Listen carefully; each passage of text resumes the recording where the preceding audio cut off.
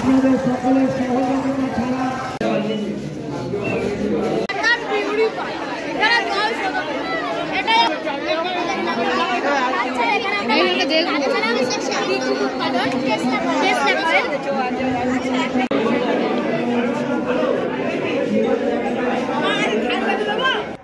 Hello বন্ধুরা, সবাইকে welcome একটা নতুন ব্লগে। তো আজকের ব্লগটা হচ্ছে মানে একদম জাস্ট ব্লগটা করে এলাম, মানে তাও পুরোটা কভার করতে পারিনি, যেটুকু পারলাম তোমাদেরকে দেখাবো। চলো ব্লগটা স্টার্ট করি। তো চলে এসেছি একদম বিজ্ঞান প্রদর্শনী মেলায়, এবার ভেতরে তোমাদেরকে দেখাবো। 80 ওপরে উঠলে ওটা একটু কমবে, ওই 80 অব্দি 50 কিলোমিটার থাকছে। 80 ওপর যখন উঠছে মাইলেজ একটু ডাউন হবে, কারণ তখন সিসিটা বেড়ে যাচ্ছে। ডাউন হচ্ছে আমাদের এয়ার ফিল্টার মডিফাই করেছে, পারফরমেন্স এয়ার ফিল্টার লাগানো আছে। মানে যত স্পিড বাড়বে তত হাওয়া বেশি ইঞ্জিনে টানবে, ঠিক হাওয়ার সঙ্গে তেল ঢোকাবে বেশি, ঠিক ইঞ্জিনের ভেতরে প্রেশারটা বেশি বাড়বে, তখন ইঞ্জিনের পাওয়ারটা বেড়ে যাবে, দূষণটা কিন্তু কম হবে। দূষণ কম হবে। সিএনজি এগুলো গ্রিন ফুয়েল বলা, হ্যাঁ গ্রিন ফুয়েলের কারণে এগুলো এখন অ্যাভেলেবেল আছে মার্কেটে, পেট্রোলের থেকে বেশি অ্যাভেলেবেল। এবার এগুলো সেজন্য গ্রিন ফুয়েল হচ্ছে। আর তার সঙ্গে দেখা যাচ্ছে মোটর কীভাবে লাগাতে হবে, মানে সামনে ভবিষ্যতে মোটর লাগিয়েও মানে সামনে থেকে মোটর থাকলো, মানে লোকালটা ঘুরে নিলেন মোটরে। আর লং রাইডে ব্যাটারি চার্জের প্রবলেম থাকে, তখন গাড়িটা ইঞ্জিনে চললো, পেট্রোলে বা সিএনজিতে তখন গাড়িটা চালাবে, বা ইথানলে বা মোটরটা চললো। মোটরটা আবার সুইচ চেঞ্জ করে মোটর লাইনটা চলে আসলো, তখন পিক আপ দিলেন মোটরে, যেমন ইলেকট্রিক স্কুটি হয় যেমন মোটরে লোকালটা ঘুরলে তখন ওই ব্যাটারিতে চলবে, তখন ব্যাটারিতে চলবে। আর যখন লং রাইডে যাবে তখন গাড়িটা সুইচটা তখন ইঞ্জিনে চলবে, তখন গাড়িটা ব্যাটারি চার্জের প্রবলেম ঠিক। আর মেন ফিচার হচ্ছে হেলমেটটা না পরলে বলছি এটা খুব ভালো। গাড়িটা টোটাল কমপ্লিট হয়েছে 20,000 টাকার মধ্যে, 20,000 টাকার মধ্যে কমপ্লিট হয়েছে। ইঞ্জিনটাও নতুন, সব কিছু নতুন, সব মানে ইঞ্জিনটা ছিল 190 ছিল, সেটাকে মডিফাই করে 230 করা হয়েছে। আচ্ছা, ভেরি গুড। খুব মাইলেজ হচ্ছে 50 kilometre per litre, 80 kilometre speed অবধি। এবার তার উপর যখন যাবে তখন মাইলেজটা পেট্রোল সিএনজি গ্যাসে চলবে, আর তার সঙ্গে মোটর লাগানো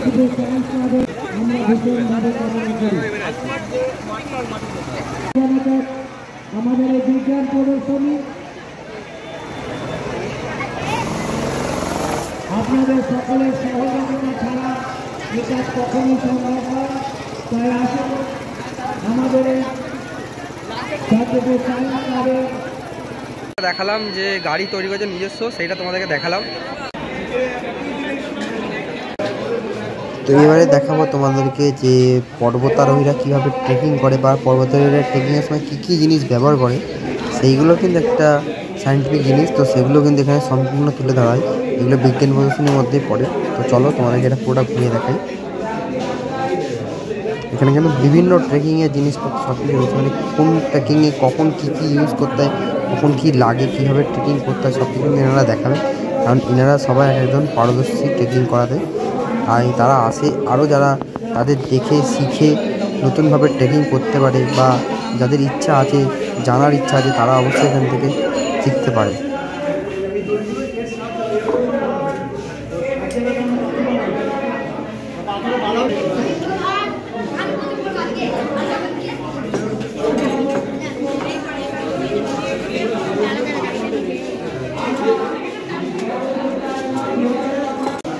বেরিয়ে আসবে যত চান দেখানো বেরোবে না, স্ক্রুর মতো আবার উল্টো বাকি ঘুরিয়ে বার করতে হবে। তারপরে আমার পুরো দুজন মানুষের লোড মোবাইল নিয়ে চলতে পারবে, ঘরের মধ্যে একবার আমরা বুঝবো যে কোন জায়গাটা থাকবে।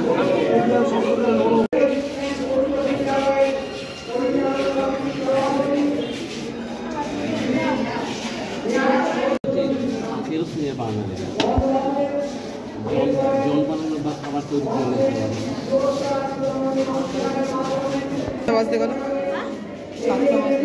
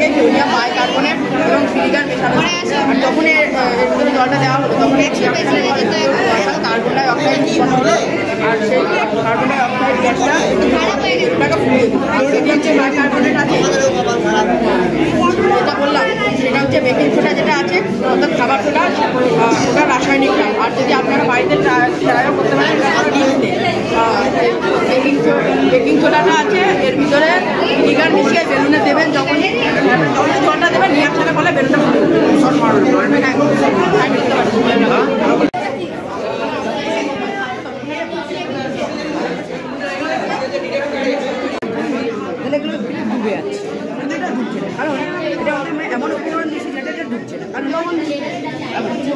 এটার মধ্যে আমরা লবণ দিচ্ছি, লবণের জলের ঘনত্বটা বাড়িয়েছি, এখানে সোডা এবং ভিনিগার দিচ্ছি, যাতে একটা গ্যাসের একটা বিক্রিয়া হচ্ছে, সেখানে কার্বন ডাই অক্সাইড নিচের থেকে একটা নির্দিষ্ট চাপ এবং কার্বন ডাই অক্সাইডের ফলে এটা একটা ভালো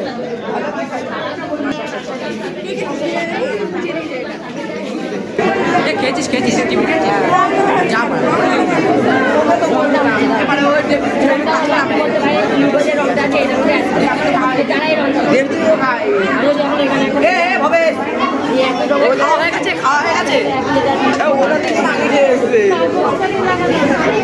যা লাগানো আছে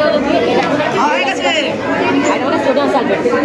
সোডিয়াম সালফেটের সাথে যখন এই জিনিসটা মিশছে তাতে যে বিক্রিয়াটা হচ্ছে এর মাধ্যমে এই কালারটা হচ্ছে, কিন্তু এটার মধ্যে সম্পূর্ণ আলাদা। এই দুটো হলো সোডিয়াম, কিন্তু এটা হলো সোডিয়াম নাইট্রোফোসাইড আর এটা হলো সোডিয়াম সালফেট। সোডিয়াম নাইট্রোফোসাইড একইভাবে বিক্রিয়া হচ্ছে, এর মাধ্যমে এই কালারটা হচ্ছে। এই যে প্রক্রিয়াটা, এই প্রক্রিয়াটা আমরা মেন ধারণা হলো বন্ধ সাথে।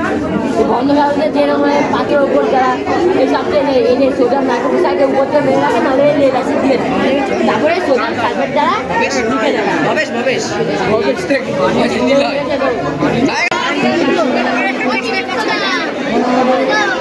কি বানিয়েছিস তুই?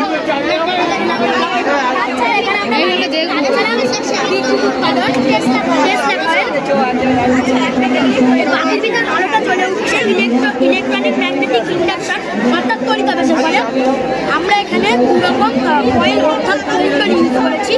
একটি প্রাথমিক কুণ্ডলী অর্থাৎ প্রাইমারি কয়েল, একটি গৌণ কুণ্ডলী অর্থাৎ সেকেন্ডারি কয়েল। প্রাথমিক কুণ্ডলী সৃষ্টি গৌণ কুণ্ডলী ধারণ করে সেটাকে বৃদ্ধি করে এই বাল্বকে বোঝাতে সাহায্য করছে।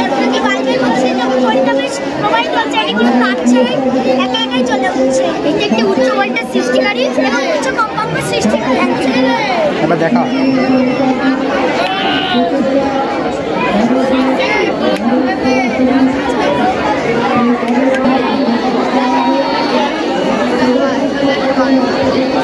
এটা হচ্ছে সোলার সিটি।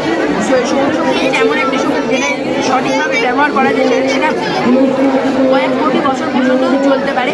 আবার এখানে যে রেলের কাজ, যদি কোনো কারণে রেলের কাজ ভেঙে যায়, এখানে ট্রেনের একটি খুব বড় দুর্ঘটনা হতে পারে। কিন্তু যদি রেলের কাজ ভেঙে যায় তাহলে সেটা কিচ্ছু হবে না, এলাম বেঁচে যাবে, তখন ওটা ঠিক না করা যায়। কিন্তু ভূমিকম্প, যখন ভূমিকম্প হয় তখন বাড়িঘর বেঁধে যায়, কিন্তু বাড়িঘর হচ্ছে মানুষেরই আবিষ্কার। সেটা মানুষের যদি এখন যদি মানুষ আগের থেকে খুবই তাড়াতাড়ি সেটা বানাবে, কিন্তু মানুষকে নষ্ট হয়ে গেলে কেউ মানুষকে তৈরি করতে পারবে না, তাই এটা করা হচ্ছে। ভূমিকম্প হলে এলাম বেঁচে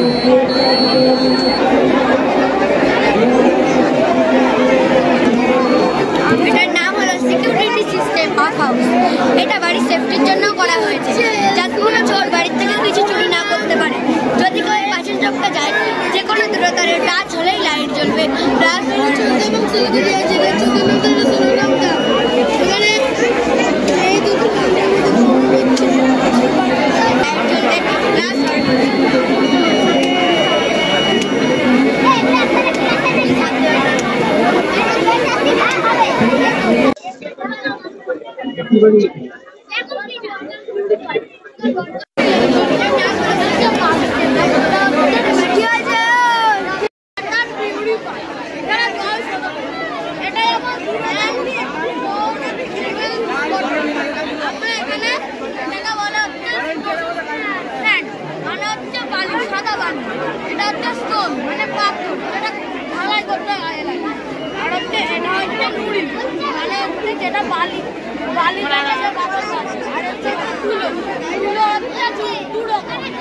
প্রাকৃতিক গুলো আর একটা হচ্ছে আমাদের প্লাস্টিক গুলো।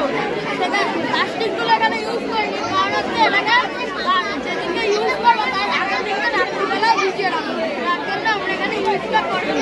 আর এটাকে আমরা এখনো খাওয়ার জল উপলক্ষে ব্যবহার করছি না, কারণ এখানে আমরা তামা আর ময়লাটা ইউজ করি। এটা কি আছে? এটার নাম হলো লেজার সিকিউরিটি সিস্টেম। এটা সাধারণত কোনো ব্যাংকে বা কোনো মলে লাগানো থাকে যাতে সেখানে কোনো দামি জিনিস চুরি না হয়। এর কাজটা এবার আমি দেখাচ্ছি। এখানে কোনো আওয়াজ হচ্ছে না, কিন্তু মাঝখানে যখন আমি হাত দিচ্ছি তখনই আওয়াজ হচ্ছে। এর কারণটা হলো এলডিআর আছে, এলডিআরে যখন আলো ফেলা হয় তখন কোনো শব্দ হয় না, কিন্তু এলডিআর থেকে আলোটা সরিয়ে দিলে শব্দ হয়। ফলে যখন আলোটা যাচ্ছিল তখন আমি আলোটার মাঝখানে যখনই হাত দিয়েছি তখন আলোটা যেতে পারছে না, এখানে আটকে আছে। ফলে এই এলডিআরে আলো পৌঁছতে পারছে না, আর এখানে আওয়াজ হচ্ছে। তো তোমাদেরকে বিজ্ঞান প্রদর্শনী যে ব্লগটা দিলাম, মানে এটা হলো আমি একটা কাজে যাচ্ছিলাম, জাস্ট হাতে আধ ঘন্টা টাইম পেয়েছি, তার মধ্যে যেটুকু তোমাদেরকে পারলাম কভার করতে পারলাম, পুরোটা কভার করতে পারলাম। অনেক কিছু ছিল, মানে কি বলবো, আমাদের শান্তিপুরে যে টোটাল যে স্কুলগুলো আছে সব স্কুল মিলে এই বিজ্ঞান প্রদর্শনীটা করেছে এবছরে, মানে প্রতি বছরই হয়, এবছরে মানে অনেকটা বড় করে করেছে। তো আমি যেটুকু দেখলাম, মানে আর বাইরে যেগুলো ছিল অনেক কিছু ভালো ভালো জিনিস ছিল, মানে শান্তিপুরের ছেলেপিলে এতটা মানে কি জ্ঞান আছে, তো সেগুলোকে ক্রিয়েটিভ যেগুলো জিনিসগুলো তুলে ধরা যায় না। কিন্তু যে প্রথম জিনিস যেটা আমি দেখলাম ফার্স্ট গিয়ে, যে বাইকটা বানিয়েছে অসাধারণ। তো তোমাদেরকে যেটুকু পারলাম সেটুকু দেখালাম। তো যদি আজকে যেহেতু লাস্ট দিন ছিল, আমি জানতাম না, মানে 3 দিন হয়েছে, আমি আজকে ওখানে কাজে যাচ্ছিলাম, একটা দেখলাম যে বিজ্ঞান প্রদর্শনী, এবার আমার যা ইচ্ছা আমি সটান ঢুকে পড়েছি ওখানে দেখতে, সেটুকু তোমাদেরকে যেটুকু পারলাম সেটুকু কভার করলাম। চলো আবার দেখা হচ্ছে নেক্সট ব্লগে।